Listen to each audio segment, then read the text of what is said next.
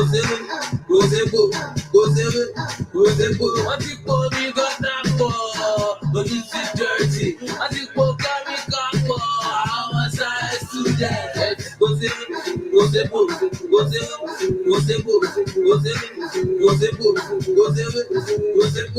call me got that for? But you see dirty. What you call carry for? I'm a science student. What's on the active activity? Very good to push you activity. Afẹ́fẹ́ fẹ́ àti rí fúnra ọmọdé alẹ́ṣọ́ kò fẹ́ ti ṣẹlẹ̀ àṣírí tú. Tánijá jẹ́wọ̀ owó lọ́kọ̀ yìí. Ìwọ wọn tí wọ́n mi lọ sábà. Tánijá jẹ́wọ̀ owó lọ́kọ̀ yìí. Ìwọ wọn tí dájú lọ sábà. Ọ̀rẹ́ mi, you dey okay, you dey alright, are you really sure? Lójú wo ṣe ń gbẹ́sẹ̀ yìí, ó fẹ́ bí ó láì ṣe prankoṣọ́. Tánijá sọ̀rọ̀ ìdí kani bí ó fa ṣíṣà bí ṣọ̀dọ̀ kabalẹ̀ rí bí. Ẹ̀lú kù, mẹ́dẹ́mẹ́dẹ́ tramadol ló ń mu bí tọ́ní kọ́lá yìí. What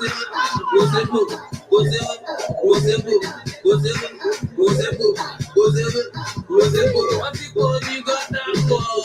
But you see dirty. What you call carry for? I'm a science student. What you call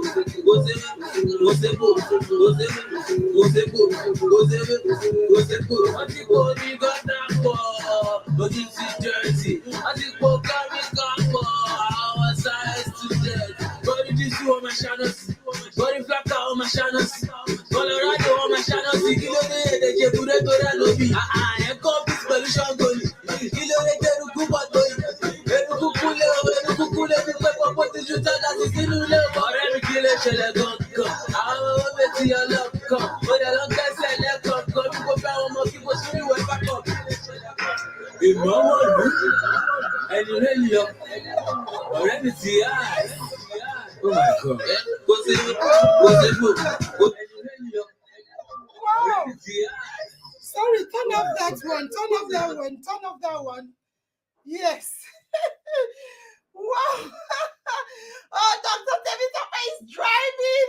Let's see what the family members are saying. Woo. Sorry. Wow, this is a new person. Oh, is it Check? Check is tagging. Wow, Check, thank you very much. I think it's the first time I'm noticing you. Welcome to the house. Patient. see our pioneer. Good evening. Good evening, Pioneer. DJ come engineer, please get me the phone. I need the phone. I need it for calling our resource person. Thank you very much. Thank you. Yes. Sorry. Let me drink water.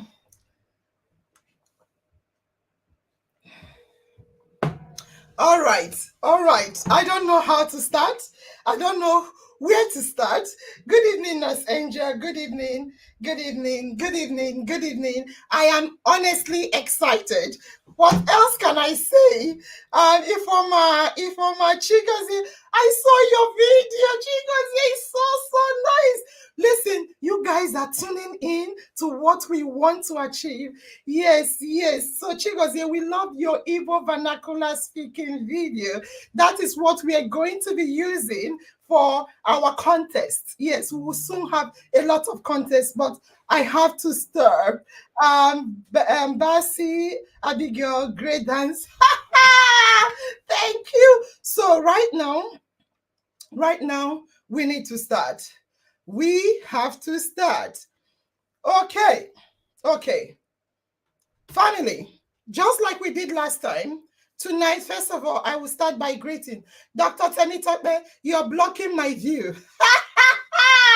You are blocking my view. So, family, just like we did the last time, I have to ask you a question. Family, before I introduce myself or I introduce this the topic, I want to ask the family members a question. I'll be reading your comment. So my question is, if you saw a full-blown adult touching an 8-year-old or a 9, 10, even 6, or a 15-year or 16-year-old girl, if you see a full-blown adult touching an 8-year-old girl in a very despicable way, maybe her breast, her bum, touching, I know she doesn't have a proper breast, but if you saw a full-blown adult touching a little girl, what will you do? What will you do? Evening, my fine evening, love. So please, can you respond to my question, family? Um, Good evening, family. Chinazam, I love you, Chinazam. I love you too much. Oh, Suleiman, Suleiman Uma, you sabi dance well. Thank you. But I asked a question. If you share, listen, thank you. If you saw a full, let me put the question back. I said, if you saw a full-blown adult touching a little girl of 8, 9, 10, 11, 12, 13, 14, 15, 16, what will you do? Zika said, I will harass him immediately. Thank you very much. Tamuna Tonye said, I will do something about it or report it to the police. Fantastic. Thank you very much. Khadija said, I swear to God. Khadija, come on, give it to him. I swear to God, he will regret why he was born in the first place.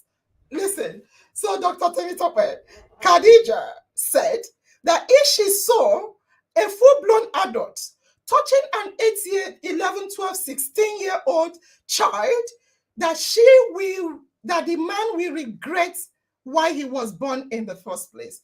Thank you, Khadija. Eukarya said, I will caution such adults and properly report to the right authority. Fantabulous. Who are we? That is what we want to hear.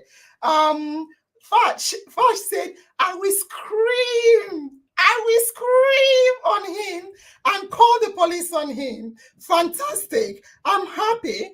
And I will question him. Fabumi said, I will question him and take it seriously with you. Even I can sue him. Wow. Christabel said, I will make sure he is arrested. I will make sure he is arrested. Thank you, Christabel. Now, I want to ask you another question. Family members, why will you scream, harass him, make sure he's not, he will regret when he was born, you will arrest him, you will report to the authority. Why will you do that? I am happy with your responses, but I want to find out, why will you do that? Fam, I've asked another question. This time, the question is, why will you report the man to the authority when you see him touching an 8-year-old, 9-year-old? Why? Abel said, I will snap him for evidence sake. Raise an alarm. Fantabulous. This is amazing. Abel, you all know Abel. He's not Angel the second. Yes. So my current question is, please, why will you do that? Good work. Okay. Why will you do that? Abraham said, because he is abusing the girl. Wonderful. Chigozie said, because he is doing improper act. Amazing. I will stab him. I will stab him. I'm not laughing. I know I'm laughing, but I'm not laughing. Chichi Achonu, that's my wonderful cousin, my sister. Chichi, why will you stab him? The question now is, why will you stab him? Why will you report him? Why will you do that? Informer said, because the girl is underage. Because the girl is underage.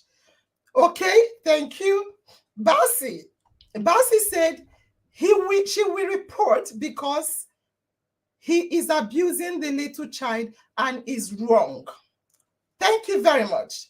I'm so happy. You see, now this talk show, I know we have professors in the house, but it's all about the family. You guys know how it feels as well. Thank you very much. So now, you all said that if you saw a full-blown adult touching an 8-year-old child, you will escalate the case, you will report him to the authorities, you will stab him, you will kill him, you will do this to him, And I ask you why. You said because the child is underage. You said because the child is underage. So right now, I want to say to you, so the question now is, so why do we give the adult men our little girls when they now come in the name of marriage? Family, the question now is, how? Why? You said the child is underage. You will do this to him, you will arrest him, you will stab him, you will report him. Now, this same man that was touching the little girl now come in the name of marriage, and they are now giving the child to this man. Why is that so? Why is that so? Chijioke said poverty. Chijioke said poverty. Faj said out of selfishness. Oluwakemi said because it's child abuse, okay? I want to know, why do you not give that same girl, you will stab him, report to police if you saw him touching her? Why will you not give that same girl to him when he comes in the name of marriage? Why? Illiteracy, poverty. That's Chinazam. Tamuna Tonye said, that is stupid of the highest order. Adebola said, poverty. Peace said, YouTube is having problem. Oh my God. Wow. Chin Nosom said, culture and tradition. Abraham said, all in the name of money. Rose Onuko, my auntie, don't worry, I'll give you something later. She said to me, she's the oldest woman here. No, you're not. I will call him and advise him. So I think, let's see, selfishness. And Basi said, poverty from other religion, child abuse, illiteracy, stupid. Thank you. Right now, I want to say to you, now, I hear all you said. You are against the fact that an adult male will come onto a young child of 8 years old. If you saw that, you're going to do this, do that, report, call the authorities, raise alarm. You will do everything on earth because you feel, I asked you why. You said why you will do that is because you feel it's a child abuse. You feel the man is abusing the child. Then I now ask you, why is it that if this same man comes in the name of marriage, he's been presenting, and you present the same girl, you said poverty. I want to say that have you thought in your mind that pedophiles is nothing but camouflage. They have come in a camouflage in the name of marriage. The same pedophiles you will do a lot to. If you saw them with a little child, when they camouflage in the name of marriage, you present your child, you present the little child to the pedophile because they've come in the name of marriage. Do you know that early child marriage is nothing but a camouflage by pedophile to continue to rape our children? Do you know that? Do you know that? Do you know that what you call early child marriage, which I call rape by pedophile, is nothing more than pedophiles camouflaging in the name of marriage to continue to rape our children? Anyway, before I continue, I want to play this video for you. I want to play a video. Dr. Temitope, I'll be taking us back to the stage, yeah? So you will take your time to watch the video. The video is to show the family, before we start, and before I even introduce myself, is to show the family what these pedophiles are doing to our daughters in the name of marriage. I have 2 videos to play. So I'm going to take you to the backstage, and I'll also be going to the backstage. So I want you to see, just take a look. children in Malawi, especially when they're young, they have very high hopes for the future. They dream about being doctors, they dream about being pilots. But the environment in which they live in does not always enable those dreams to come true.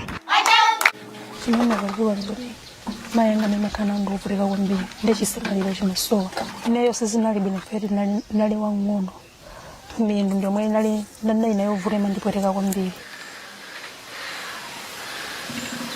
maso tudandawa kwambiri so mphanga amene ali apoyo akula ndi moyo ovulika kwambiri ife amalo enieni okhala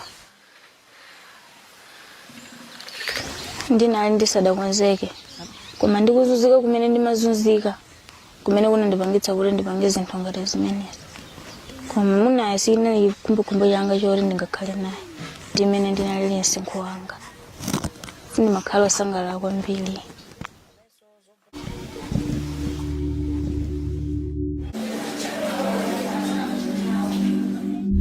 Saya kuti uko awakaura bra wese media araba kama uza ule basi wewe denona nenu nuni matinga khala ni matinga ganisha ndachiphera sogolozedi. Child marriage is a form of gender-based discrimination. It's a form of violence against women because it largely affects girls. And if you look at the consequences of child marriage on the rights of women and girls, it's devastating. 1 in 2 girls in Malawi are married before their 18th birthday. Child marriage is as a result of government failure to address the rights of women and girls and to empower them. There's this vicious cycle of violation of rights and inequality. If there are no opportunities for girls to go to school, they get married. When they get married, still they are not able to continue with education. So they continue being subordinate. They continue being invisible in society. The most basic starting point to protect girls against child marriage is having a very clear minimum age of marriage. It ensures a uniform application of the law. If you're under the age of 18, you cannot be married.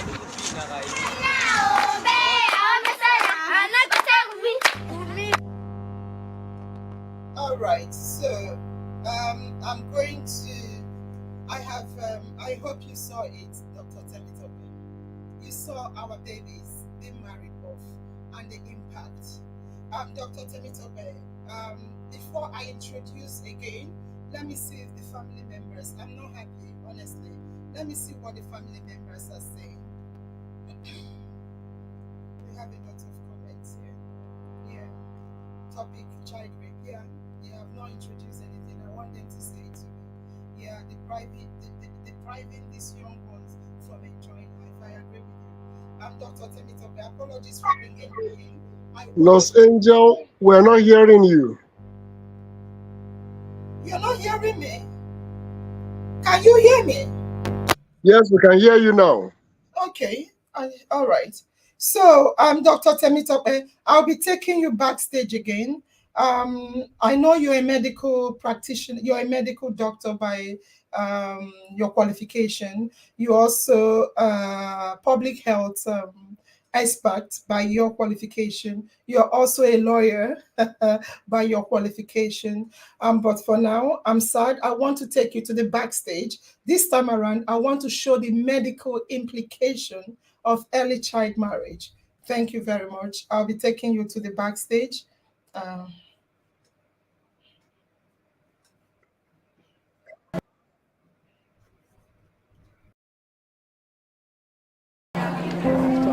Child brides aren't just at risk of domestic violence. Pregnancy and childbirth can cause significant damage to their undeveloped bodies. Dr. Beatrice Berger is a doctor at Bangladesh's only clinic dealing with fistula, a complication during birth that causes the reproductive organs, rectum, and bladder to split. The condition leaves young women incontinent and in pain, living as outcasts in their community. It's really hard to live near a patient who's always full of urine. It's like, honestly, I can well tell when we see them, it's really hard to tolerate the smell. The worst case would be they die. I mean, many are dying. Anjuara is one of Dr. Berger's patients. She's been suffering fistula for 9 years. Anjuara has just had an operation that will stop her living a life of shame. It's just very amazing to have the chance to help them in this situation, and then to see them when they are dry. Like now she got operated yesterday, and she spent, after many years, she spent a dry night. So that's so amazing for her. It's too late for Anjuara's marriage, though. Her husband left her and married someone else.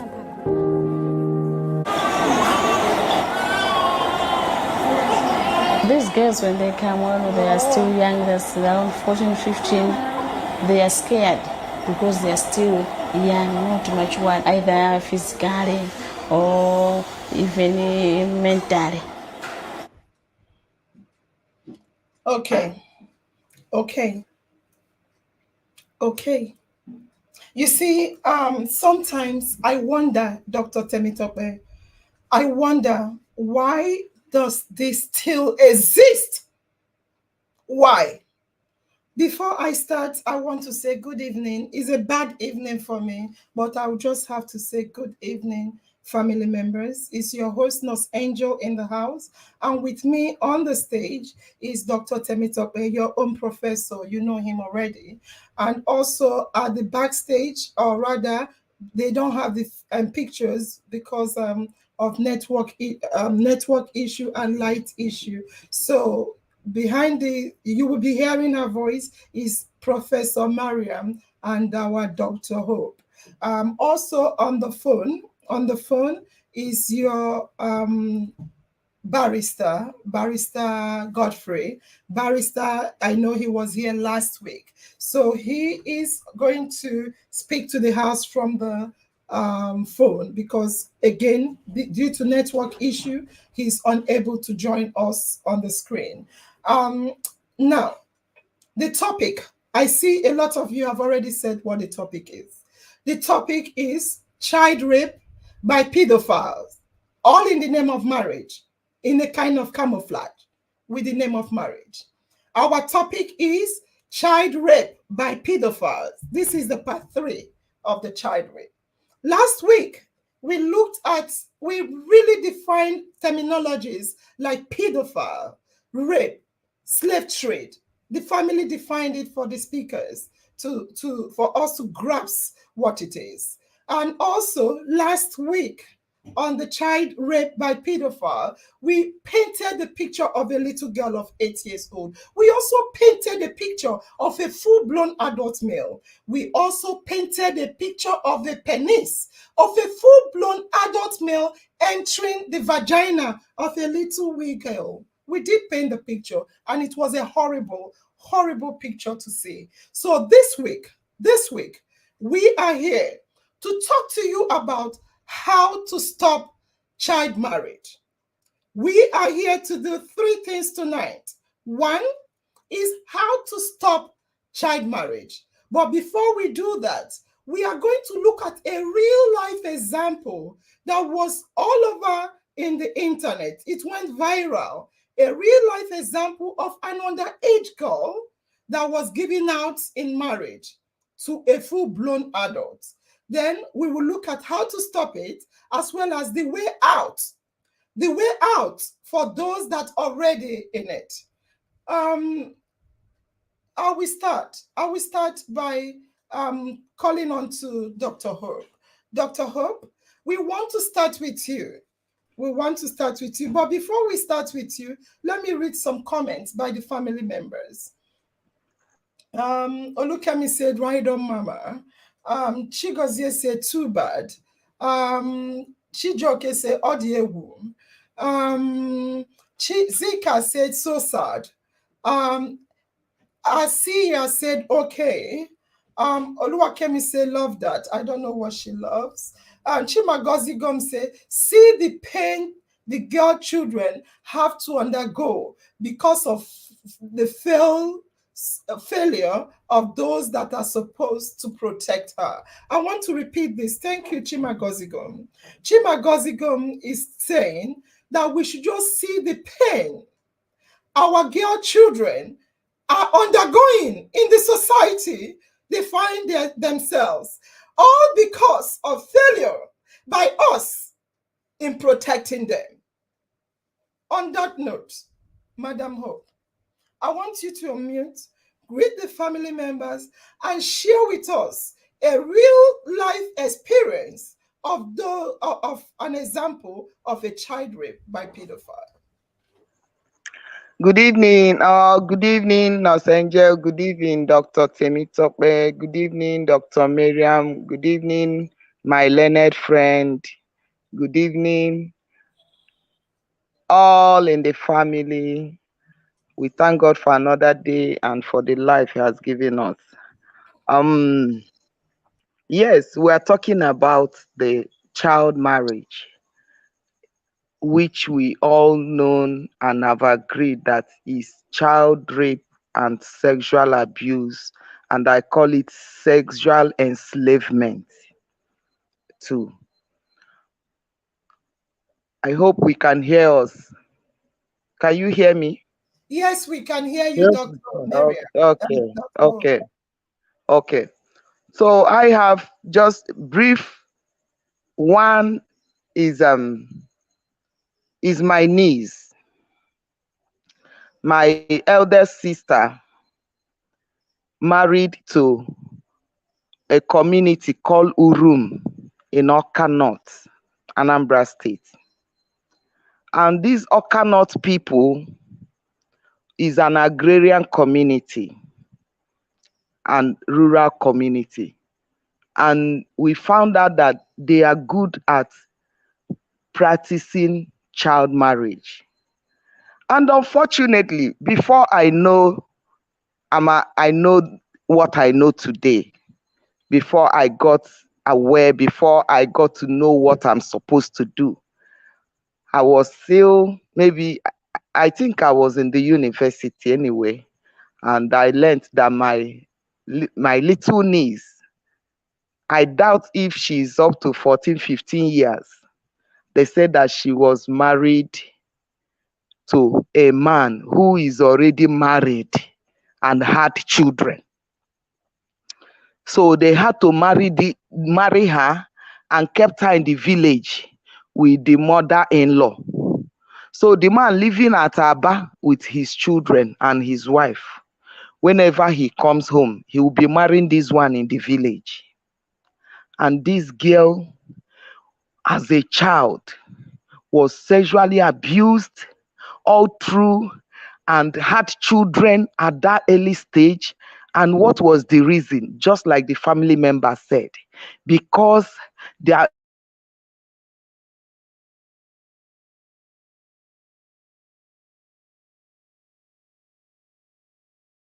I think his network. So, Dr. Temitope, I think the network has affected Madam Hope. I honestly, in the video rather, of girls girls that are raped at an early age, you saw the effect it had on them medically. I should have asked the family members, maybe while we are waiting for Dr. Hope, let me ask the family members, have you heard of VVF? VVF, Vesco Vagina Fistula. Have you heard of it? If you have heard of it, VVF, can you tell us what VVS is? Tonight, we want to get our family members engaged and also thinking about what's happening. We want, Dr. Miriam, mute yourself, thanks. So we want to get the family members engaged. Have you heard of VVF? Have you heard at 14 years? Have you heard of VVF? Fantastic. So what is VVF? I want to read what it is. What are the government doing about it? What is VVF? Okay, nope. Someone said nope. Good. Thank God you're here. Okay, lots of them are saying yes, no. If you have heard of VVF, what? Nope. Okay, nope. All right. Okay. If you have heard of VV, I have not heard of it. We browse about it. Please, I want someone from the family. I know Dr. Temitope is fully equipped to explain what it is. But before you do that, Dr. Temitope, family, can one of you tell us what is VVF? Please, what can we do to stop this? Thank you. That is why we're here. Invite your friends, your papas and mamas. I agree. Even your village elders. I have not heard of VVF. I'm looking for who have heard of VVF. They're all saying no and yes. All right, Dr. Temitope, can you explain to the family what VVF is more in detail? But before you do that, Dr. Temitope, I want to say that VVF is a whole. Dr. Temitope will explain it biologically or in the medical term. Is a whole that develops between the vagina and the bladder. I want to repeat, VVF, vesical vagina fistula, is a hole that develops between the vagina and the bladder. It results to uncontrollable leaking of the urine through the vagina. And in most cases, it brings about odor. And in most cases, it is done out of forceful penetration. A whole lot of things can cause it. Even diseases and whatnot can cause the creation of a hole between the bladder and the vagina. Therefore, instead of you to feel, I want to urinate and go to toilet, you will just be urinating without even knowing you are urinating. And that is it. Dr. Temitope, I want to leave the rest to you to explain because we showed a video to that regard.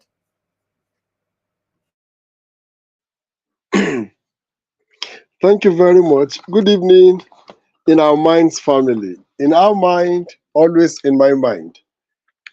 My destiny is in my hand. Those two statements determines your decisions about your quality life. Until you realize that in our mind is always in my mind. We're thinking about you. We have great plans, and that's why we're discussing issues that concerns you and affects you and I. So tonight, we're also looking at an important topic that defines some fundamentals. And please understand, your destiny is in your hand. If you choose as much as possible to make meaning of our discussion tonight, you will decide not to do things that are wrong. You will not in any way be a proponent of those doing things that are wrong. So let's go into the medical. Please, very importantly, number one, let's understand that anatomy defines the structures of your body, and the physiology tells of the functions of the different parts of the body. Please understand, the structures is the anatomy. The physiology is the functioning of those structures, all right? And there's what we call pathology. It is the abnormal functioning of those parts. Pathology sets in when those physiological factors begins to deviate from normal. So this can be induced either by man-made or by disease-causing organisms. It is by man-made specifically with reference to rape. Please understand, these pedophiles rape these young children. When they rape them, what they do is they create an artificial or man-made pathological lesions, one of which is what we call the vesical vaginal fistula. Vesical vaginal fistula. Please understand, anatomically, the body is created, all right? And physiologically, they are created to perform specific functions. Now, let's look at it more closely this way so that everybody can gain something. Each part of the body has their structure. Permit me to give you one little interpretation so that you will understand better. If you look at the liver has more like a sharp edge. You may not see it, but that is the structure. The moment it's going blunt, it tells you that there's an inflammation already taking place. All right? So that's an inflammation of the liver. And then there can be other degeneration taking places for us to understand and explain. Now, let's now go beyond that liver. Let's look at the vagina. It is more like an opening, a hole.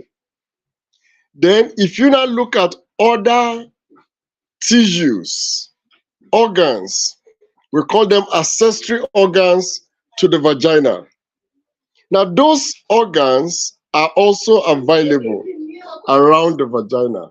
So, one of which is, all right, you have the bladder, all right, and then you have the rectum, and then all other accessory organs. But please understand, naturally, the vagina as an opening has the capacity to access other organs. But in the instance where the vagina, which has also another accessory organ, which is the cervix, in any way, if there is a penetration beyond normal, it has the capacity to create an injury. One, either the injury resulted into another hole, another form of an opening. Now that now connects both the vagina and the vulva, the vagina and the rectum, all right, and the bladder, such that the content of the bladder is beginning to deposit naturally. Please understand, the vagina does not have the capacity on its own, a closure on its own, to hinder any form of, it does not have a natural covering to hinder any form of flow. Unlike the bladder, okay? Now, you can look at it anatomically. There's what you call epithelium, all right? Epithelial linings, okay? So there are different forms of this epithelium at different parts of the body. Now, the moment in any way you now compromise that organ such that the vagina that does not have like a door to hinder the flow of urine, now the deposit which is now created in the hole of the bladder depositing into the vagina, making that incontinence continual flow, uncontrolled flow of urine through the vagina, and then continually, of course, please understand, the urine is one of the products that comes from the bladder, okay? Now, if you permit me just for 1 minute, let me explain something to you. All the urine, or let me say, the materials that the body do not need to utilize, all right, are deposited in the bladder. So these are what you call the urine, all right? Just like those that goes into the rectum, down into the anus, all right, that comes in form of a fecal material. Now, the idea we're driving home is that now, because they are unwanted materials at this particular point, now they come out as a product that is on its own, contains some foul odor, now coming through the vagina. Please let me explain something again. They also come in containing other microbial material, creating infection also for the vagina. All right. Now, apart from the foul odor, apart from the infectious agents there is two things you must understand. There's what you call ascending and descending route of infection. It is ascending if the infection is coming from outside into the body. It is descending if the infection is coming from the body, like in the case of the bladder content coming to the vagina now. Now, you see, you can see a complication. Please understand, there's what you call septicemia. There's what we call bacteremia. When bacteria is present in the blood, it is called bacteremia. When that bacteria is becoming more like circulating through the whole body system, it is called septicemia. Please let me explain this. When a disease condition gets to that level of becoming septicemic, it tells you that that patient definitely will die, except there is a divine intervention. But please appreciate the fact that these young girls are predisposed to many complications beyond just looking at the vesical vaginal fistula. Yes, a fistula is just an opening, an abnormal opening. In the ideal sense, it is an opening. It becomes abnormal, it becomes pathological when it is connecting an abnormal root, the vagina and the bladder. All right? But please understand, there are other complications that comes with them. Tonight, I want to emphasize so that you will appreciate the wickedness of these so-called pedophiles, these adults that they are creating for these tender children.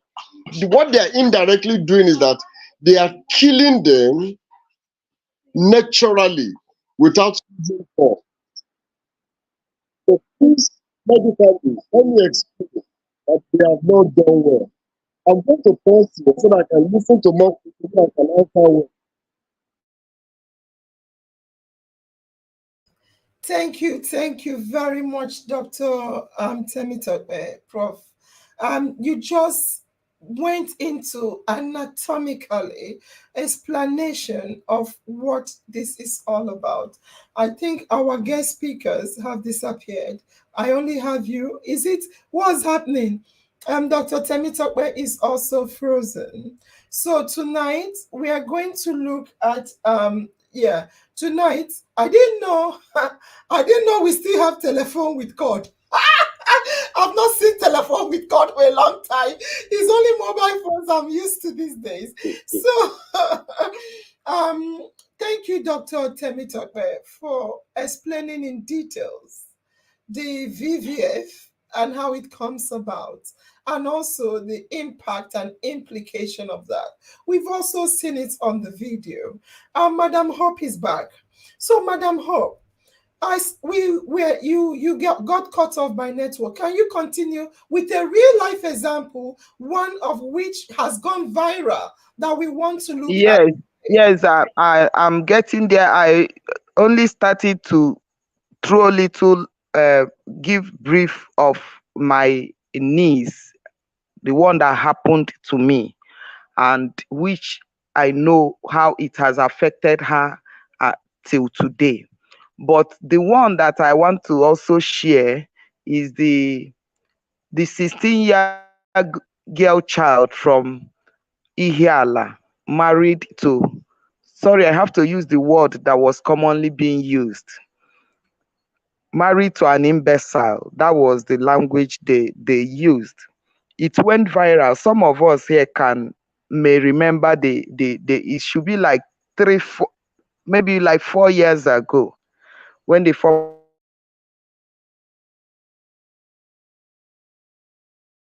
commission first. I remembered it went viral on that their marriage day, where the imbecile man was carrying this 16-year girl child on his lap as part of the marriage, whatever celebration they were doing. And people saw that this is wrong. And they took video of it and shared it on Facebook, and it went viral. This girl, because of poverty, whatever happened, a pedophile had sexually abused her before she turned 14, and she had a baby girl that was talking about. She had this baby, and the family now felt that since she had already known what sex is, since she had already had a baby, and this is an extra mouth to them, they cannot afford to feed her and the child. So when this family of this imbecile man that wanted to have a lineage for this man, He has relatives that resides in South Africa. These young men, when they came back to Nigeria, they had to go and marry this girl for him. They would just marry the girl in his name. Listen, Dr. Hope, please don't use artificial words or words we will not understand. What does it mean of marry the girl? Do you mean they go and rape the girl? No, I'm using the share we are saying that they try to do this in the name of marriage now. Yeah, so but you said here that the imbecile, as in someone else, got married to the girl, and other people will fly in and do what? Let me take it again. Maybe you didn't understand me, but I believe some people might have understand what I meant. The story, what happened is that a relative who is residing in South Africa, they are the one that came, did all the traditional rites and everything in the name of the imbecile. They married the girl for him in his name. Okay. But the people that will be sleeping and having sex with her is this young man. Is this young man? And when they leave, she becomes everybody's she becomes the wife of everybody, that people will be going in to rape her at their own will for her to be producing baby for this man, so that they will have children in the name of that man. So when this thing went viral, we got it. We had to go to Ihiala to report at the police. So the Honorable Commissioner for Women Affairs made sure that we rescued and retrieved that child from that marriage and annulled that marriage based on the provision of the child right law for Anambra State, that no child below the age of 18 years has the capacity to be married. Anybody that married or gives out a marriage or betrothed that had contravened the law of the land, and they will face the punishment. I may not quote the exact punishment as we speak now, but it's against the law of the land, and the law also said that that marriage is null and void. So based on the law, we annulled that marriage, rescued the girl, and enrolled her back to secondary. We enrolled her into secondary school, and her little baby was also retrieved and kept in the custody of the grandparents. That's the mother to the mother, left in their custody with some support for the care of the little baby, while the girl in question, who is also a child, was rolled back to school. And this is the steps that was taken. The young man, the people who actually carried out that gave out the marriage, and the parents that gave out the girl to marriage, and the people that married her, under normal circumstances, based on the provision of the law, they were supposed to be prosecuted. But it boils down that, as at that time, I was working as an NGO. The Commissioner for Women Affairs, I wasn't working directly under her, but we do collaborate and work together. So I was among the people that went to the field. But unfortunately, the commissioner then happened to come from the same community, Ozobolo, where this girl was married to. So I wouldn't know what happened, maybe because of community interest or whatever. Those people were not prosecuted. The only thing was that the marriage was annulled, the girl was taken away and enrolled back to school. The baby that she had before the marriage was also, but no. So for us, that was it.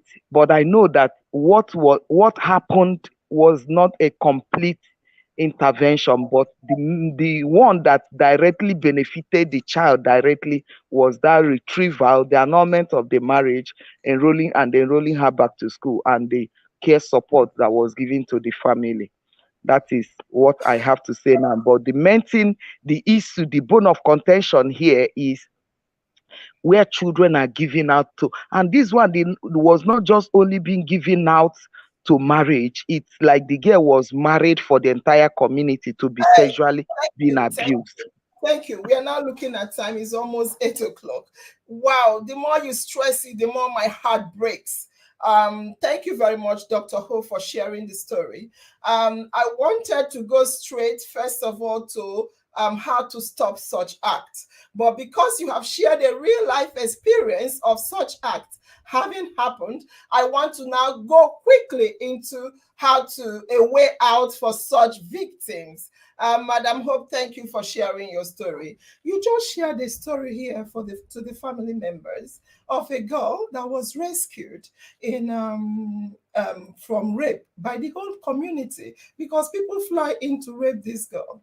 Oh, Jesus, come to me. We have on the call, we have on the line our barrister. Barrister, can you greet the house, barrister? Yeah, good evening, everybody. Good evening. Please continue. Wonderful being with you this evening. Yeah, continue to praise your barrister Godfrey. His name is Barrister Godfrey. He's here to support us and teach us, educate us with Dr. Temitope and Dr. Hope. Dr. Miriam is having problem with her internet. How a way out. We'll talk about a way out, then we'll go back and talk about prevention. So, Dr.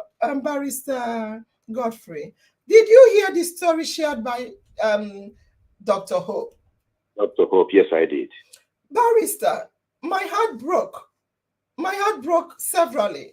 When, in fact, I had to stop her when she wanted to re-emphasize the fact that the community are raping this girl. Barrister, Dr. Hope said as an NGO at the time, she did what she could humanly do in terms of rescuing the girl, which is priority. Yeah. Barrister, we are talking about such abuses. This girl was rescued. This case was viral. The Commissioner of Women Affairs was involved at the time, 4 years ago. And this man, Dr. Hope, just said to us, the pedophiles, absolutely nothing happened. And yet, barrister, yet, we are all crying. Our girls are endangered. Such man, that the girl was rescued of them, the whole pedophiles, still leave them to even go further. Maybe at this time, they will marry a younger girl of 10 that will not be noticed because at 16, maybe it was noticed. Now they will do it to a smaller girl and continue to do it. Barrister, Dr. Hope said she was at the time not working with the ministry. She also said she did all she could humanly do. My question to you now is, what she read out, one thing I wrote down, I was writing when she was talking. She read out what the Child Rights Act said. Dr. Hope is one person that has been screaming, domesticate laws, domesticate the Child Rights Act. And in the community, she said, the Child Rights Act is already domesticated in the state. Now, they did the rescue. She said she was helpless, or let's not quote what she didn't say. She said she wasn't working then in the ministry. My question to you is, the man, the pedophiles that were left unpunished, what should have been done to them? And what does the law provide? Thank you very much. No matter the length of time the incident had taken place, in criminal matters, there is no limit as to time. Thank you. Even if the incident happened 30 years ago, and the culprit, the criminal, is still around, the criminal can still be prosecuted for that. So there is no limit as to time of prosecution being a crime against the state. Correct. The fact that those people, that the marriage has been annulled and the girl is killed or whatever, does not in any way stop a criminal prosecution. Thank you. The criminals can still be prosecuted today. They are not free. As long as the crime has been committed, you can bring up a prosecution anytime. There's no time limit. And again, by not prosecuting these criminals, it amounts to a tacit support, connivance, acceptance of what happened. They are being encouraged to continue. After all, what has been done? Nothing. So there is a tacit support to what happened, and it should not be encouraged. The law is very clear on rape and child marriage, betrothal. The law is very clear. Punishments are set out in the law. Rape is punishable with life imprisonment. Under the Child Rights Act, infant marriages, that child marriage, is punishable with 500,000 naira fine or 5 years imprisonment, or both fine and imprisonment together. Whoever that arranged it, whoever that engaged in the marriage, whoever that handled the betrothal, they are all criminals in this matter and must be punished accordingly for there to be a lasting effect of this. By just taking the girl off and leaving them, well, maybe as regards the girl, such thing would not be manifestly noticed anymore. But then a lot of damage must be going on. So it is not proper to just take the girl away. Those criminals must be brought to book. Unless and until they are brought to book, the illegality, the crime continues. And until there is punishment, I don't see how this bad thing can be stopped. Certain examples need to be set. A criminal, once is exposed, punished, others will take a plea from it and retrace their steps. That's the essence of punishment. Even if you tell the criminal to settle, that's settling in parentheses now, settle a girl for one thing or the other, that is no punishment. The criminal deserves to be publicly prosecuted, brought to the court, exposed, shamed, and punishment inflicted. Then if the girl or her family feels seriously offended, they can now take out a civil summons in damages from the same criminal for him to now pay damages. The fine is usually to the court, to the government. If punishment, imprisonment is for the culprit to be incarcerated, then a claim in damages is compensation. Even both actions can be maintained simultaneously. So I'm not happy hearing that the girl was just retrieved, the child taken to school or whatever, and the criminal left scot-free. It is most improper. It amounts to an encouragement of the crime. So that's the way it is. Punishment is prescribed, and they have not been put to use.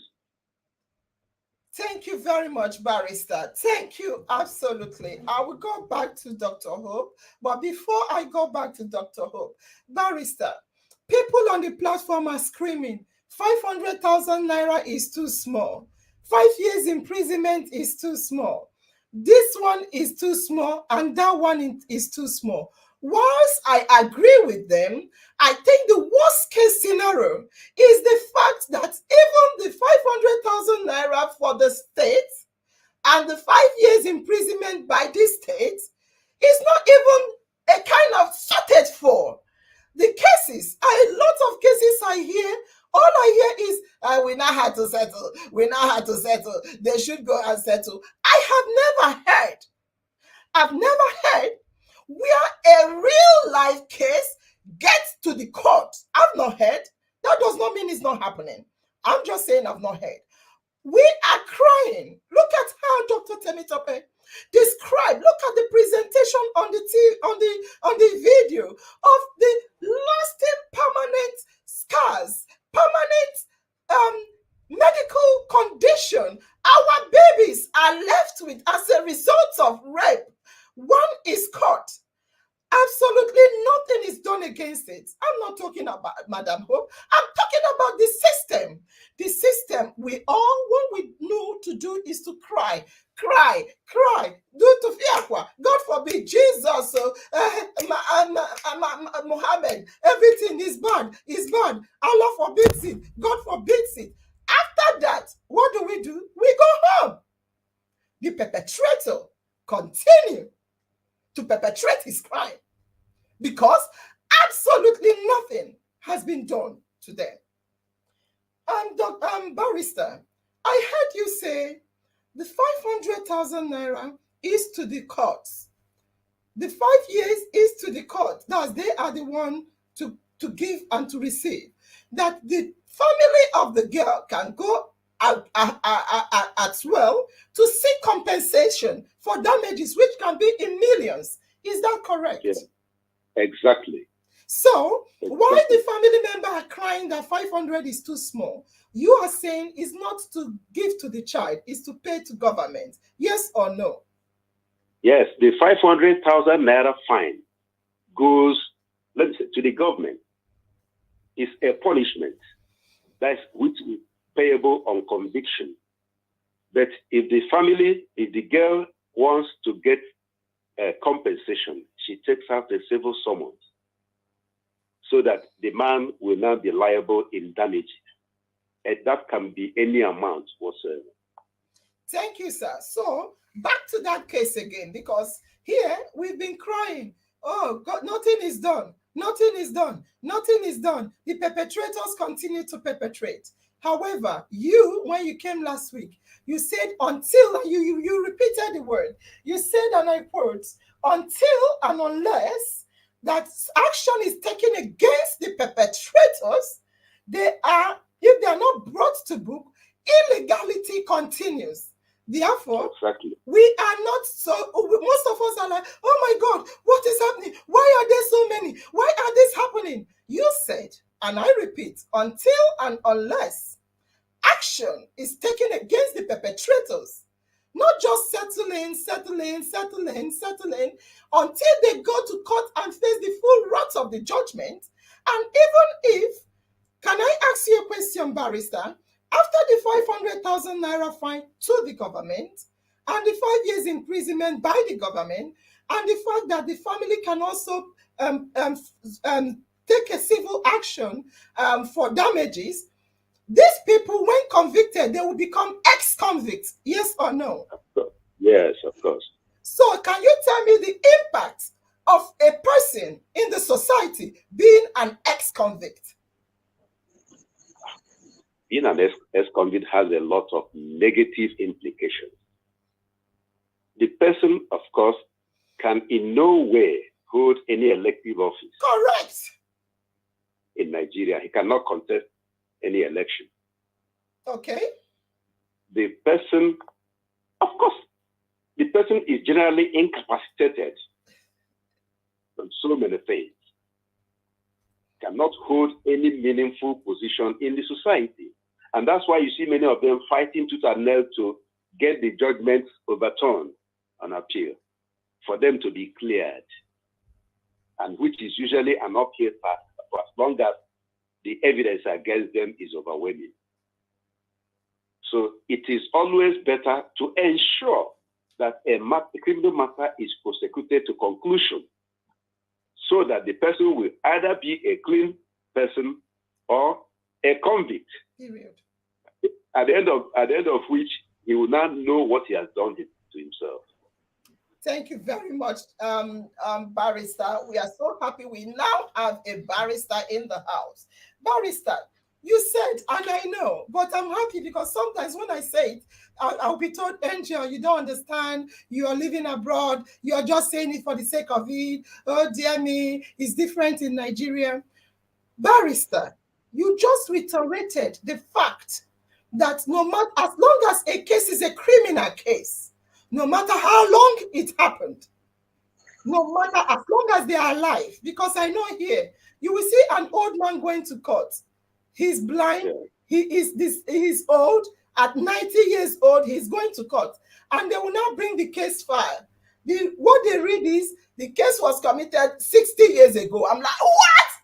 They said it's a crime. No matter what, immediately the crime is exposed and is reported, it is a crime that will be judged. Let me ask you again. This year, this issue, our own Dr. Hope presented, she said it happened 4 years ago. At the time, she was not where she is currently, and she's just an NGO. Barrister, with the fact that we all know that it's not about the time limit, it's limitless for a crime. Can we take up this case? Since it's a fact, it went viral, the victim was retrieved and supported, and can we take up this case? Before you answer, why is because we've all been crying. Nobody has done anything. Nothing has ever been done. Nothing is done. And now, nothing was done. But can we make something to be done, Barrister? Of course, the body can take up this matter to drive home that point that there is no escape from justice. Because not doing anything from the appropriate body gives the perpetrators that feeling of accomplishment, so to say, or being above the law. They can still be prosecuted. If you remember what happened even after the Nuremberg trials at the end of the Second World War, even in 1962 or thereabouts, Adolf Eichmann, who was one of the criminals declared wanted in 1945 at the end of the war, he was still prosecuted at 90-something years and executed. Second World War ended in 1945. He was caught, tried in 1962, and eventually executed. So there is no limit. No, the statute of limitations has no application to criminal law. Fantastic. Madam Hope, I will now want you to speak. Dr. Temitope, don't go anywhere because you'll be telling us ways to stop this. Madam Hope, I want to read two reading from family members before I ask you to talk. Madam Hope, we have a family member, Bulos. Bulos said, we don't have to wait on the government. We have to play our own part in order to stop such act. I want to repeat it again. Bulios said, we don't have to wait on the government. We have to play our own part in order to stop such act. And I want to read what Khadija said. Khadija said, I beg, take the case back. I know she means we can take up the case. Madam Hope, thank you. Thank you for rescuing the girl. Thank you for your wonderful intervention. Now, our barrister is here, and we are all aware that crime is a crime without a limit.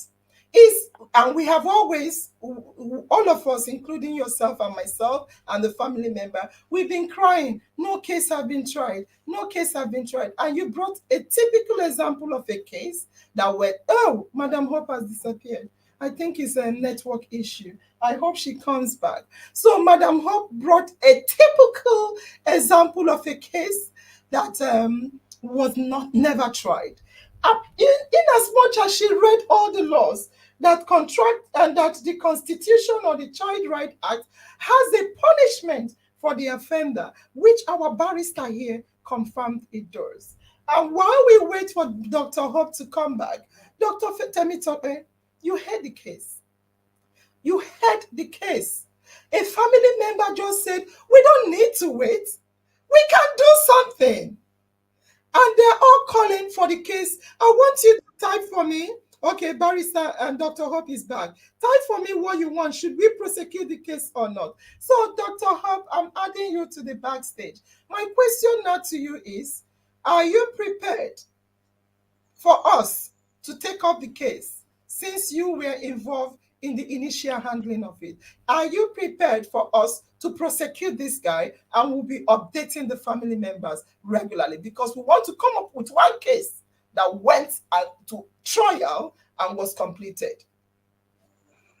My answer is no.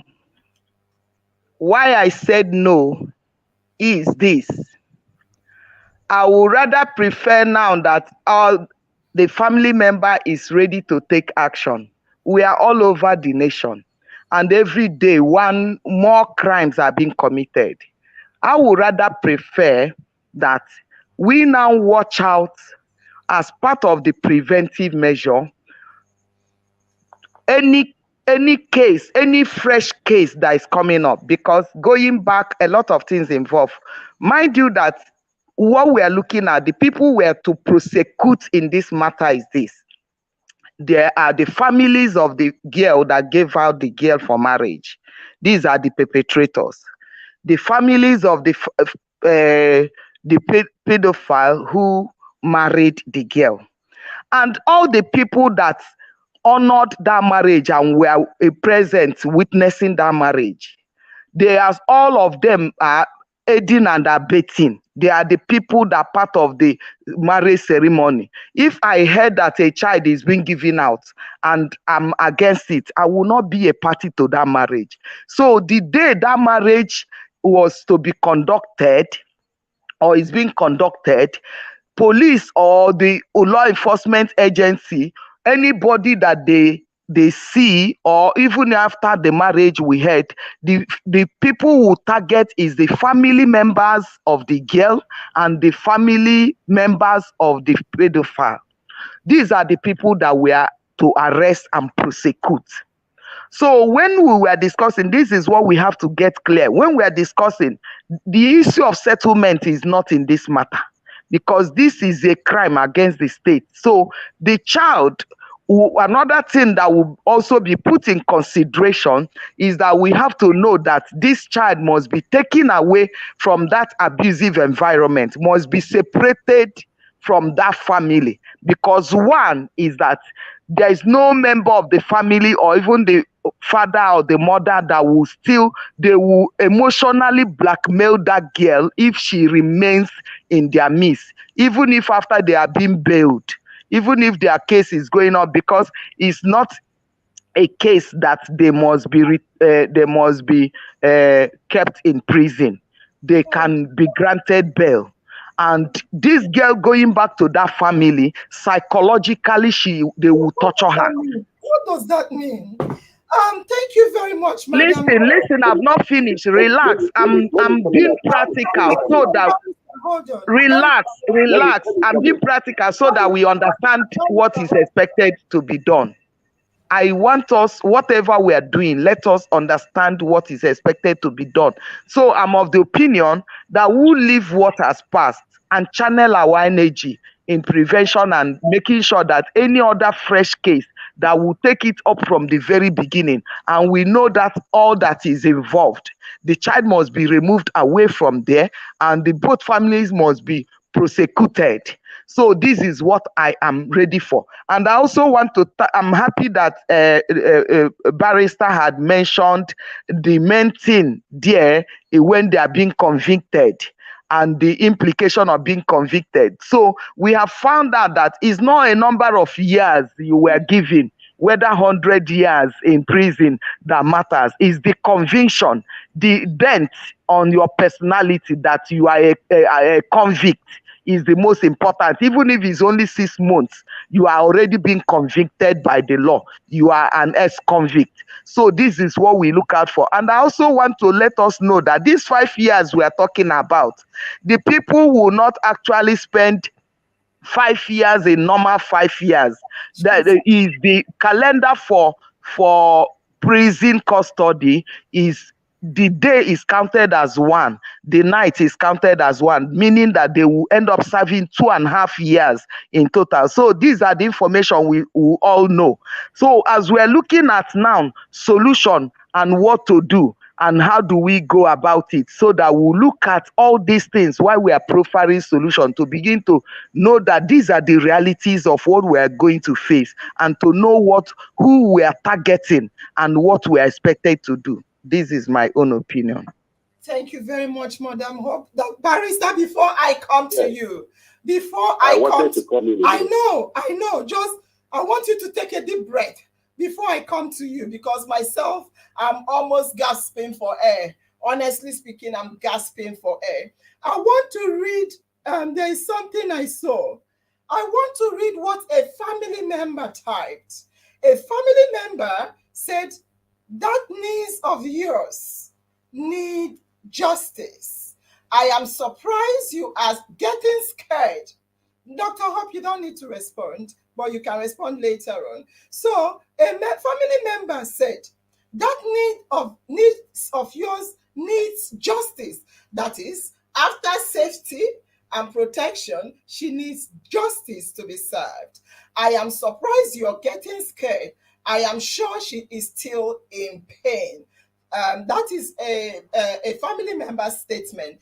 Dr. Temitope, I want to ask you, Barrister, you will come in, and I will also have something to say. Dr. Temitope, did you hear the story? And when we ask, can we start with an example of an already made event that has been caught, and it went viral, the victim is rescued, the perpetrator was allowed to continue to, go around the society and rape girls? Yes. Right now, Madam Hope is of the opinion that can we look for a new case and leave the old one to, what is your response, Dr. Temitope? Thank you very much. In our mind talk show, in our mind, always in my mind. Please, I'm going to speak very categorical. Very categorical. Let me begin first by quoting the words of Winnie Mandela. Winnie Mandela said, "Nothing about us without us." It is a minus in Nigeria that the majority of the voting population are women and the youths. And this is a category of people that often do not have a voice. Now, the first thing I'm going to speak about is the fact that we need to repeal our laws. Our laws are grossly deficient. And please, let's understand, if we look at the organs of government, the executive, the legislatures, and the judiciary,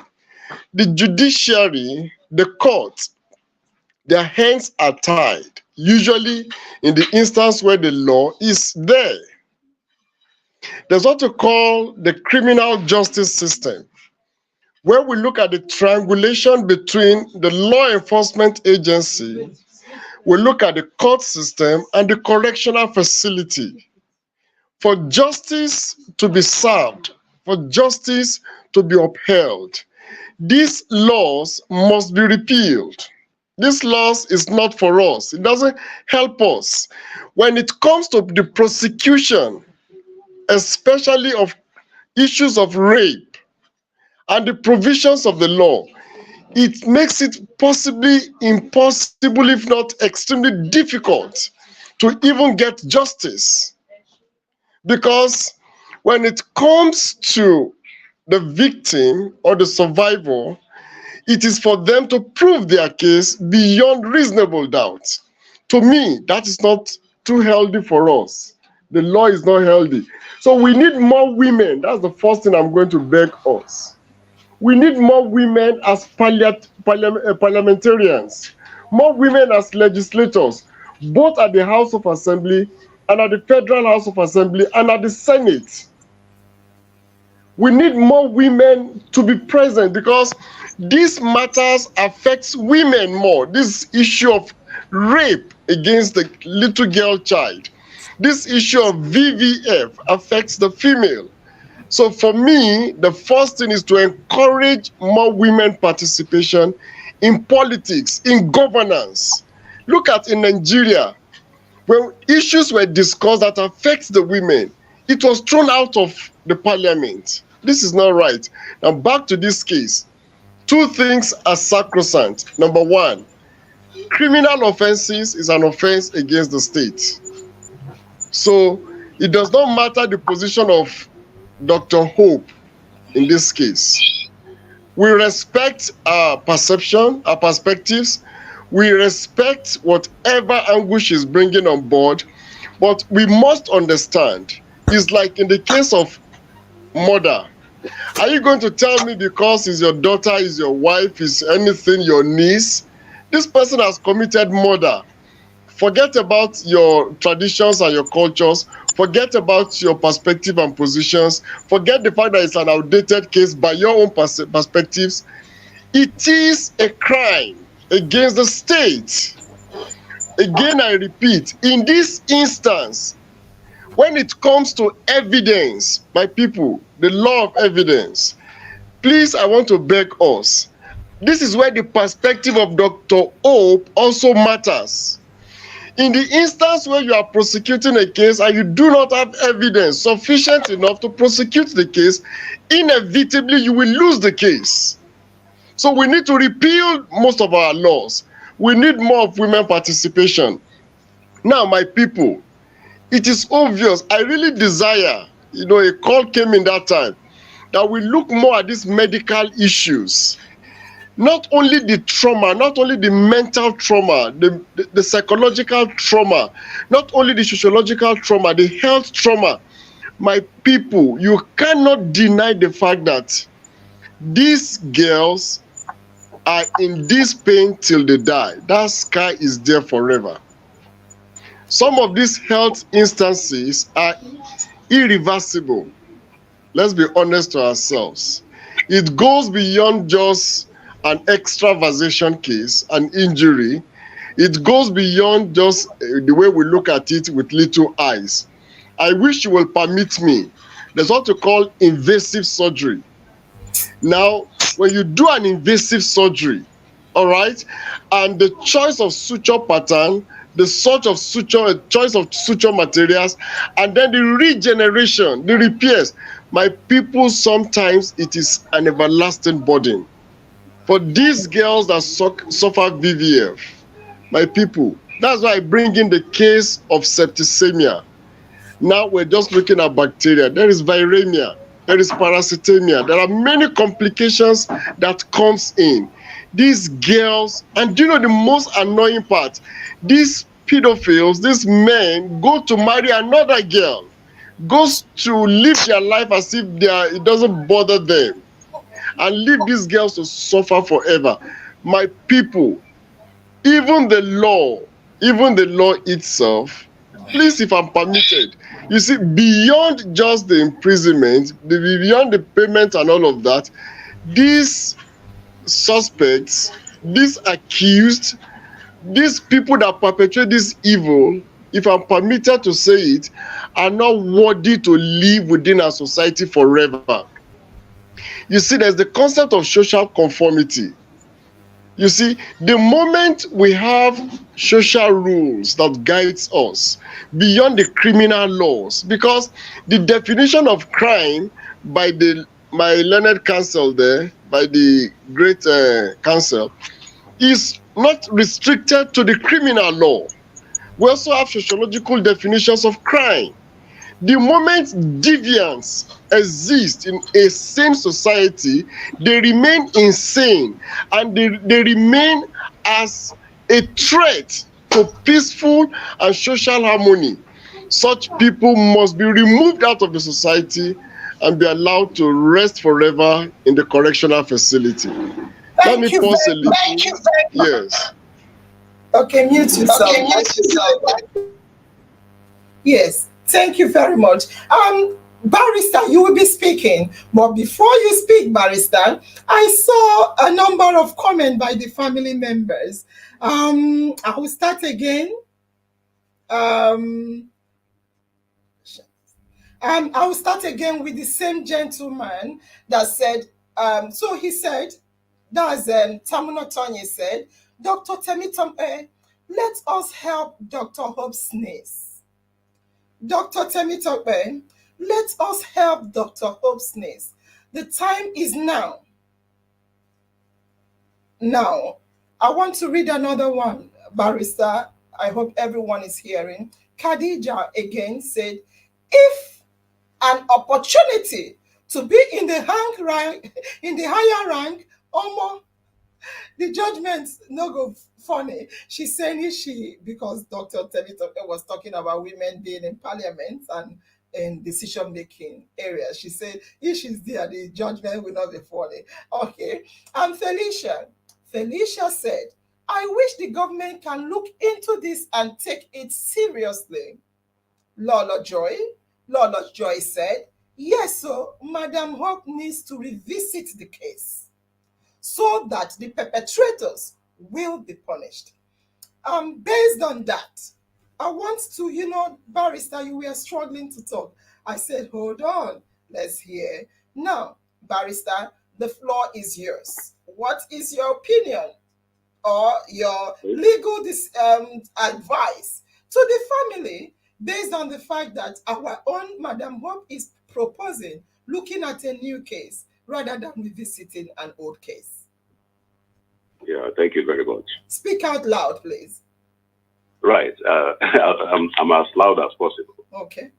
Yeah, I will start my contribution by making reference to the symbol of justice. That's a blindfolded woman holding a weighing scale and a sword. You know why it is blindfolded? It's to dispense justice without fear of favor. Thank you. And once the scale is against you, the sword descends on you. So saying that that's with respect to Madam Hope, saying that who are we prosecuting? It is still the girl's family members or the husband's members. That goes to no issue as far as I'm concerned.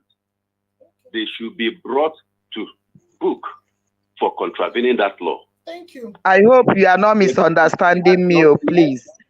That justice shouldn't say, it's still her family, that we should let them go. No, it has already been confirmed that they did this. These people did that.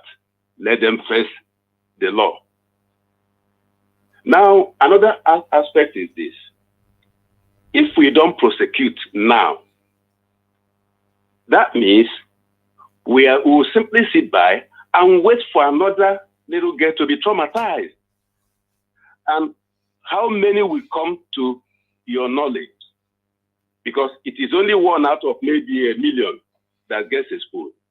Must we wait for so many other girls to be traumatized before we now take action? But if we take action on this, even though it has taken some years now, if we take action on it, it will send a strong signal to potential criminals that look at what is going to happen to you. And that would encourage them a lot, tremendously. So we don't have to wait for a new case to occur before anything happens. If we have the capacity, the resources to take up this matter, now is the time. Nigeria, you don't need to wait for any other. Nigeria is now or never. We gonna win it or lose it forever. Ozidi sang that song some years back. Freedom is now or never. We gonna win it and keep it for good. I want to repeat. For good. Nigeria is now or never. We have to win it and keep it forever. Yes. Freedom. I know I'm singing it upside down. It doesn't matter, you are getting it. That's the song by Sonny Okosi. Sonny Okosi is telling us it's now or never. Yes. I want to, please, house, we will be closing soon. Yes? Yes. I want to repeat the video. Dr. Temitope, I'll just just keep you at the backstage and I will go. I want to repeat the impact of early child marriage on your child. Please, I'll take you out, please.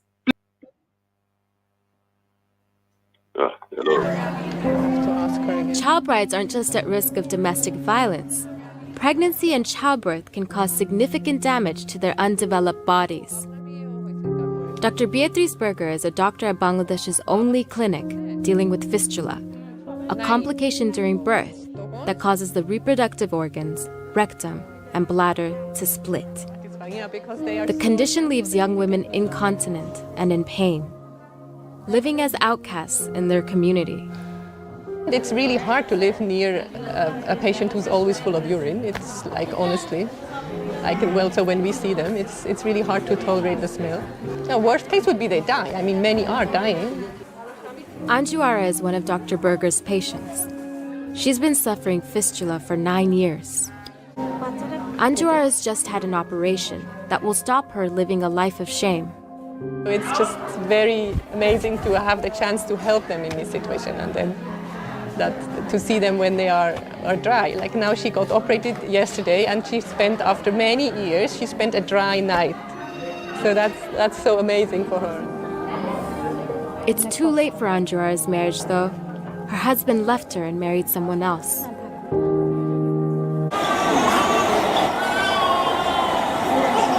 These girls, when they come on, they are still young, they're around 14, 15, they are scared because they are still young, not mature, either physically or even mentally. Okay, so I just had to replay this video again to show you how our girls are given permanent physical, mental, emotional, and lifelong damage by pedophiles. And I remember on this platform, we have been saying something like, let them, we need laws, no law, no law. In this place, there is no law. And we also, our own Madam Hope, have said to us time without number that Anambra State is one state that have domesticated the Child Right Act. On that note, whether Dr. Barrister came to say domesticating the Right Act or not, Nigeria has a constitution which safeguards the child. Now, we heard what Madam Hope said, Dr. Hope. We respect your opinion, and what she's saying, she's human. She's saying there are cases at hand. Let's look at it. But what we are looking at is the case that has been dealt with, and the perpetrator has been left to continue perpetrating the act. There is limitless time for justice to be brought to a criminal that destroyed the life of a girl forever. And I'm happy. I am so happy because whether or not we as individuals want to bring up the case, since it's a crime against the state, anyone can bring it out. It's just the knowledge of it and the reporting of it that is needed. Not about us saying let's do it or not. Because we have been crying on this platform, look at what we've been showing. All these girls that are lying in the hospital, all the girls lying in the hospital, are we going to say to them, okay, you're there now, let's look for new case to act on? On that note, because this case has been shared, I want to say that in our Mind family, want to pursue and bring prosecution, or if it's the entire family, so be it. If it's on the person that perpetrated the act, so be it. If we keep pushing the cases, when will we be ready to bring justice in addition to the wonderful security and securing and rescue of the girl? We have been rescuing. Look at the girls in the hospital. To them, they are rescued. More girls, if you listen to a lot of videos, they will say to you, many more girls in their thousands are being raped on a daily basis. Why is that the case? If we don't bring anybody to justice, if we don't make reference to a case, why will this rape of girls not be rampant in the whole society? Especially when we say, okay, let's look at another. Dr. Hope, no one is against your decision. What we are looking at is a case that has already been treated. I think it's okay for us to start with it rather than looking at a new case. Because a crime is a crime, punishable at any time it is reported. I think just like Chris Okotie, or is it Chris Oyakin, who sang that song? Whomever sang the song, just like he said, Nigeria is now or never. I think I agree. We have been crying for our girls. It's time for us to take action. Okay. Yes. Can I say something? Absolutely, yes. Yeah. I'm happy that a lawyer is in our midst, and he's also of the opinion that we should take up this case. And I'll be very glad that he will champion it. Yeah. We will champion it together. Yes, we will champion it together. From embarking on this. But I'm a practical person. I may not say everything that maybe will begin to demoralize the family members, but it's good that we give us this opportunity to experiment with this case. Thank you. I know that he knows the resources that is required. I know that he knows that when you don't have a witness in your case, the reality when it comes to Nigeria, I hope. Wait, let me finish. But there is one thing I want to correct from what he's. It's the witness of the. I'm talking. You are talking. I don't know. Why not allow me to finish what I'm saying? Thank you, man. Sorry. Yes, I am. One impression I want to correct. He misrepresented what I said. I was trying to make the family members and everybody to know that these are the perpetrators, the families, that both families are the people, the main perpetrators of this crime that must be arrested and prosecuted. I'm not trying to give any explanation that they shouldn't be arrested. Okay. I'm telling us that these are the people we'll be targeting when we want to prosecute. And I'm not bringing it as trying to justify on this case. So let us get it clear here. So for this matter, I'm supporting for the prosecution, but I will not play an active part. It's okay. The reason is that I have a lot of things to do, but I know that one thing is to take a horse to the stream, another thing is for the horse to drink that water. And with the lawyer in our midst, I'm so glad he will champion this case. And at the end, we'll be able to appreciate and understand why I made that is absolute decision to say that this matter, it's not as if we're ignoring it, but we can't start the process. For him alone, should understand that a perpetrator alone that has been arrested and granted bail in the courts, most of the time, when it gets to the Ministry of Justice, the resources of tracing and getting that perpetrator again is another limitation. I don't want to go into all these details. Yeah, but let's not go into it until what I've just said here is that let us take this with this zeal. I'm happy. Let us take up this case and let us give it a trial. Thank you very much, Madam. You've always been a good resources for the family. Thank you. Any decision you take is fine. But we think that we have been crying. Look at our girls. Look at things happening. One case is too much to handle. And I'm happy you're also happy. But again, it's a crime against the state. It's not about the family members or us, our decision. We can just continue to say, action against the perpetrator. Action against the perpetrator. That's all we need to sing and scream loudly. Barrister, I don't know if you have something to say. Otherwise, I want to quickly go to ways to stop this.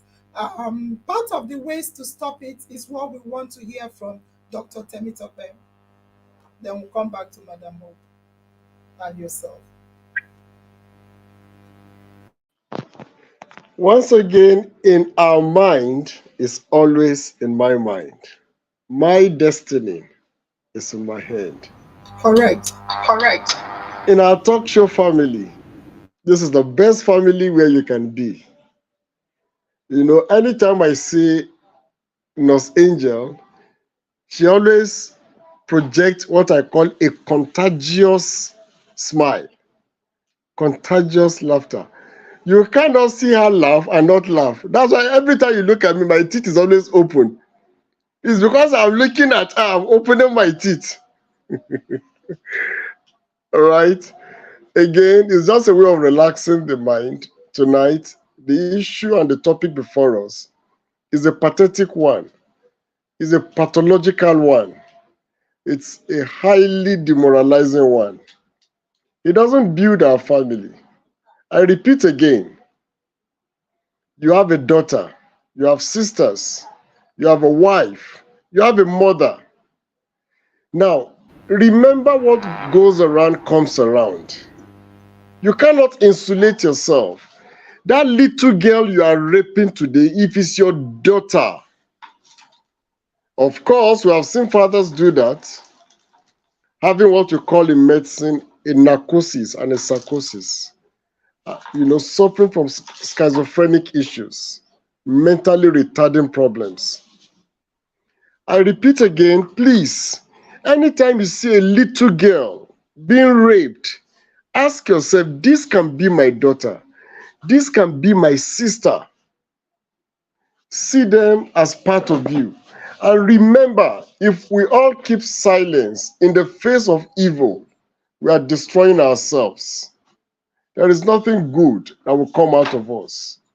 Nations of the world are better today because nobody will keep quiet. Because even if it's your father that is doing it, speak out.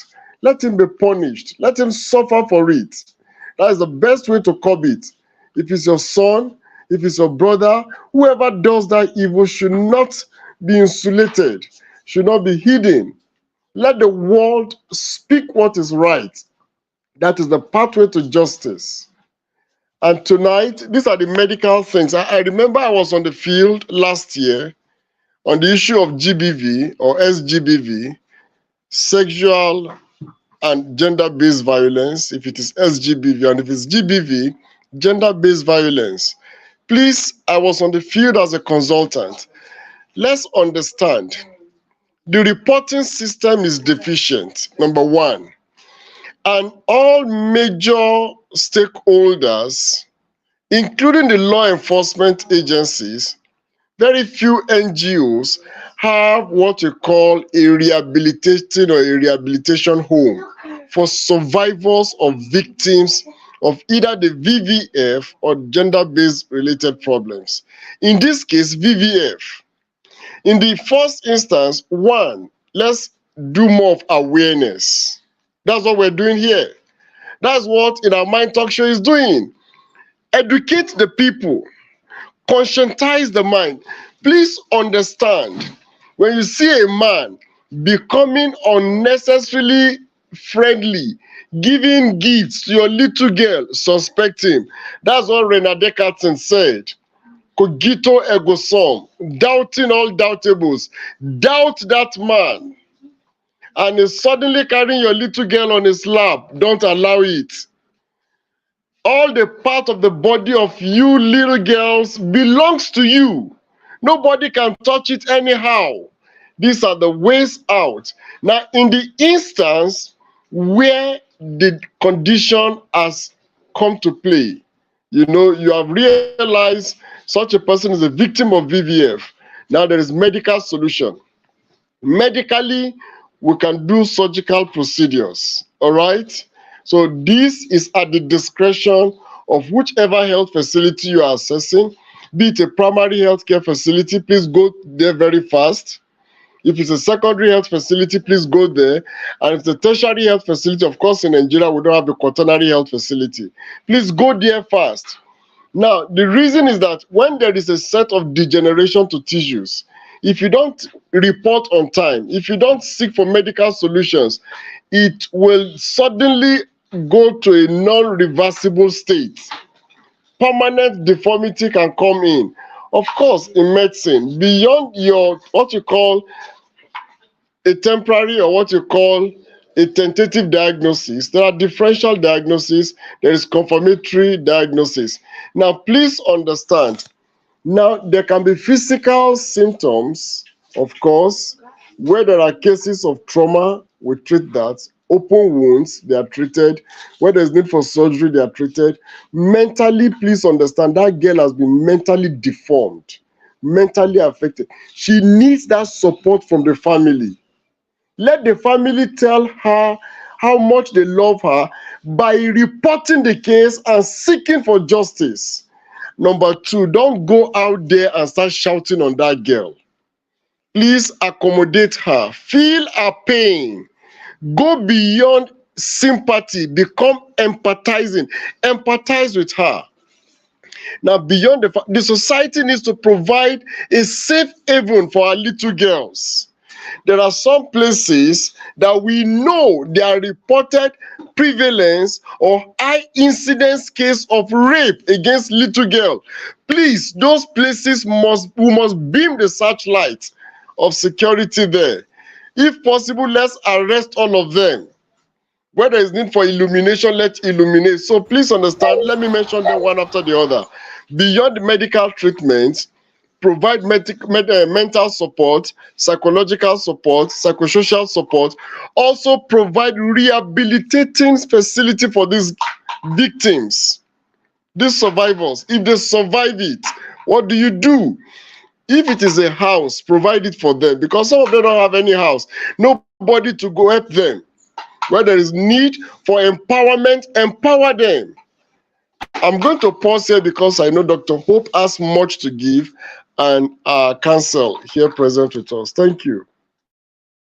Thank you very much. Dr. Hope, please, can you support us with how to stop this child rape from happening? I think theoretically, Dr. Temitope has said everything that should be done as regard to this. And the same thing he has said, I just want to put them in practical reality form that we could understand better. Yeah.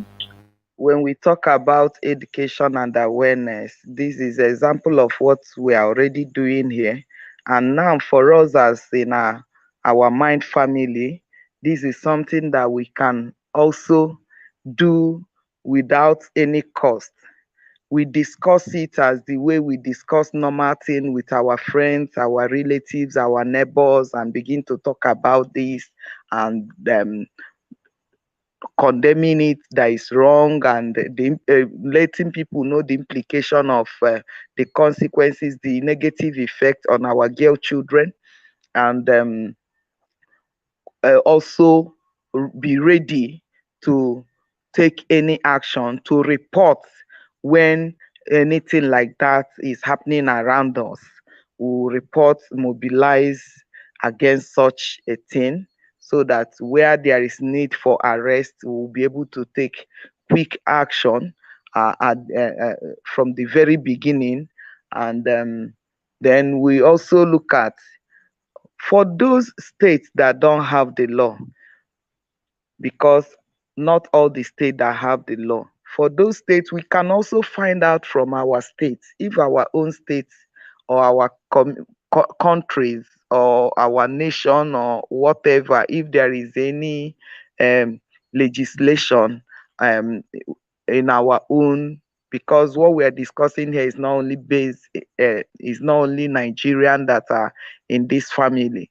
Maybe in our own states, in our own nations, in our own countries, we found out if there are existing legislations, existing laws that prohibit this, because we have found out that even like mostly in African countries, there are some similarities. There is a lot of things that different things that happens, even where they use their girl child to entertain a visitor that comes, and there is a lot of things. So when we find out in our own area what is obtainable, what is happening, if there is no existing legislature, we'll begin to talk about advocacies. He mentioned it. We can identify, maybe we'll start with the ministries that are maybe in charge of children, or social welfare, or women, or even members of the house. Will begin to look out for people that we can begin to carry out advocacy, requesting that there should be a legislature within our own state or our own country, to be able to prevent and to protect and to prohibit all this. So this is another aspect we can do. Then another thing we can do when it comes to this, I think I have summarized it: enlightenment, education. Then another thing, just like Temitope said, there is need for shelter. You remember when I was talking, I said the two families are to be arrested, and the child has to be rescued and removed away from that abusive environment. She needed for us to provide psychosocial support, emotional support, care, and there should be a separate place, a safe net, a shelter. We may not have it, but we can look out for people that have it, where these children can be kept, provided with counseling, psychotherapy, working on them, the rehabilitation we are talking about. Then we now talk about, how do we empower them? Do we enroll them back to school? You find out, we'll begin to look out for partners. We can partner to make sure they go to school. After school, what next? So is like case management. You begin to look out, map out who will be your partners. For every child, they have unique needs. Those that will want to go into skill, even if they are going to education, also empower them with skills. At the end, you won't just leave them. There is need for maybe grants. There may be need for seed grant. There may be need for equipment, empowerment, something that they just have to fall back on. So these are all the things that we put into consideration, so that by the time this same person will not be able to go back. If it's something that at the end there is need to empower their family, economic livelihood, or whatever, you look at it. If it's something that you empower the survivor directly. So these are all the ways we can prevent and protect survivors of violence, especially we are looking at child rape in the name of child marriage and betrothal. I Fantastic. want to leave it here. Fantastic. Thank you very much. Our time is against us, or we are against time. So thank you very much for that. If you want to mute, Barrister, are you there? Yeah, I'm here. Fantastic. Barrister, we want to now look at a way out.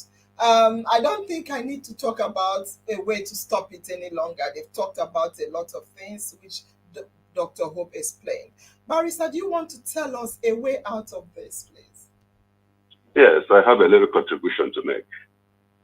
Sorry, the line was dead, so I didn't hear what most of the speakers said. But yeah, but by way of contribution, I'm advocating including such matter in the school curriculum. If the girls have knowledge of these things while they are still in school, primary, secondary, it will send a strong signal that this girl is aware of her rights.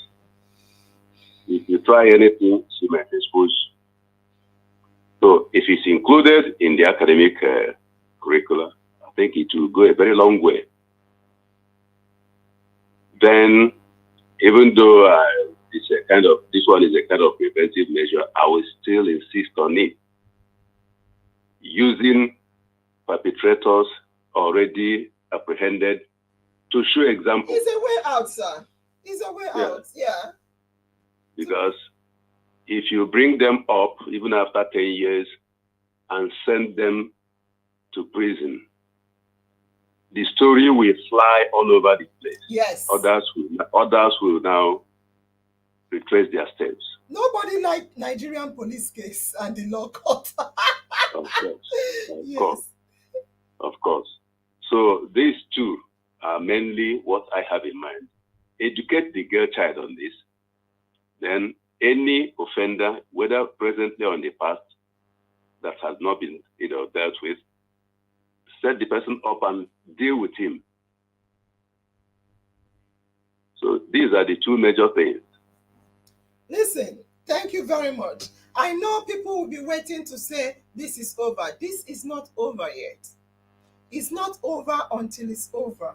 Our society has been bastardized by pedophiles raping our girls in camouflage of marriage. They come in the name of marriage and we give them out, even where the Constitution, Child Right Act, and all the rights are against it and have punishment for them. Yet, I repeat, yet it's not being used. So I want to thank our speakers. You guys are marvelous. What will our family members do without you? Tonight, a real life case was discussed. Tonight, issues and ways to stop and prevent it and ways to come out of it has been looked at. We are still going to revisit child rape. And the next visit, we will finalize on it. Each of us, including, we want to hear from family members. Family members will be invited to speak this time around. I know they've been typing and texting, but it's high time they spoke. Because again, they are in the community we are talking about.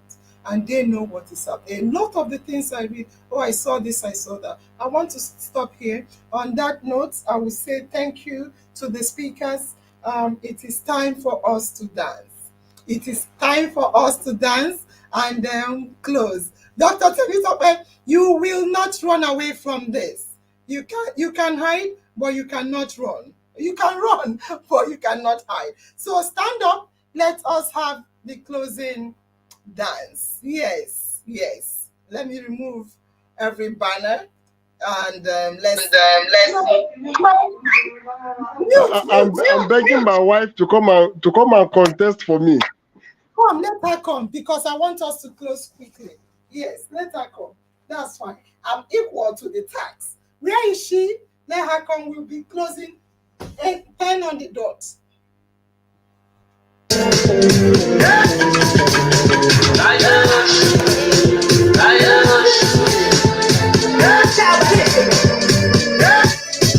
If you're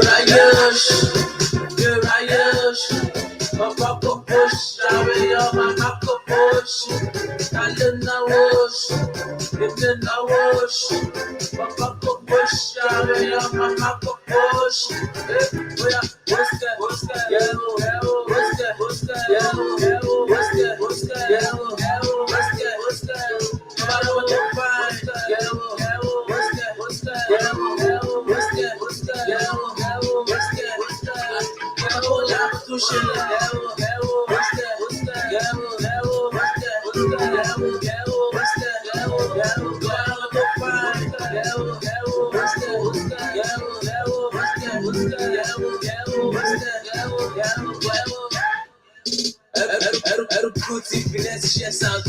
Oh my girl, you that thing. I like that the way you do that thing. I love you so much, I you that thing. Say if you wanna get down on it, I can feel to wait, I give my money from Naira to Ras, Naira to Pass. I'm killing the beats, I'm digging the ground. People the best cause they want to dance, they want to feel the groove and the bounce. I need them with them, they act like they talk like they find out when I go boom, I'm out killing the beats, I'm digging the ground. People the best. Yes. Dr. Temitope, well done. So on that note, we are going to be closing. I want to see the first family member to dance this song. You don't need to dance it to the end this time around, but I need at least 2 minutes or more. the first 3 family members to dance this last song, 2 minutes or more, anything less than 2 minutes will be discontinued, will not be regarded. So if you dance it first 3, you will get 10,000 naira each. Dr. Temitope, in closing, I want to hear from you. Unmute, and Madam Hope, unmute, let us close. You are muted, Dr. Temitope. Thank you very much. In our mind, always in my mind. In the morning, I think about each of you, Wow. and at noon and at even, you are always in my mind.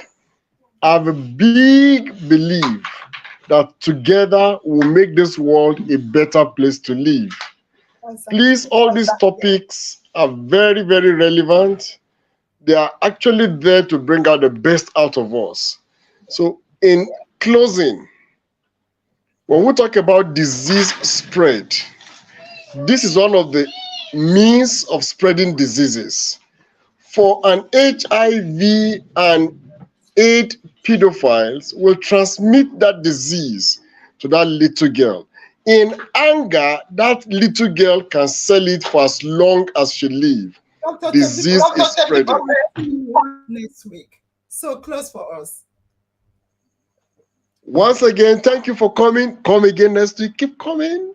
Los Angeles is happy. Good night, everyone. Thank you. And Madam Hope, your last closing statement. Okay. In our mind family, this is a clarion call. We are the agents of change, and we together will unite to save our children and our generations to come. This is a call to end gender-based violence in our society. Thank you.